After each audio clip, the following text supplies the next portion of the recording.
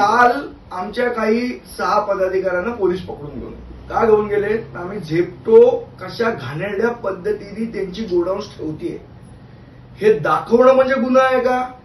माझा पोलीस प्रशासनाला पण प्रश्न आहे. आणि झेप्टोचे जे कोण शहाणे अधिकारी आलेले काल तिथे लिगलवाले, ते पोलिसांवर दबाव टाकत होते की यांच्यावर खंडणीची केस टाका. मग तुमची घाण दाखवते की तुम्ही खंडणीची केस टाकणार?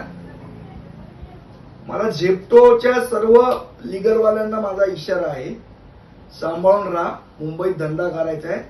फालतूच्या खोट्या केसेस टाकायचा प्रयत्न कराल ना, तर जिथे दिसेल तिथे तुमचे कान चेक केले जातील हे झेप्टोवाल्यांनी लक्षात ठेवायचं.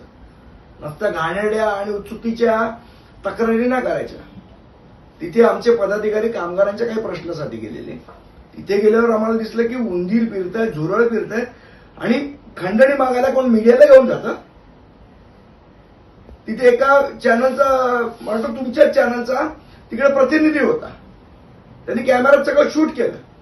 खंडणी मागायची असते तर कॅमेरावाल्यांना बोलवलं असतं किंवा पत्रकारांना बोलवलं असतं तिकडे. म्हणजे तुमच्या एखादी चुकीची गोष्ट दाखवली तर तुम्ही आमच्यावर खंडणीचे केसेस टाकणार. फिरणं बंद करू झेप्टोवाल्यांचं. त्यांनी लक्षात ठेवायचं, महाराष्ट्र सैनिकांवर खोट्या केसेस नाही टाकायच्या. एबीपी माझा, उघडा डोळे बघा नीट.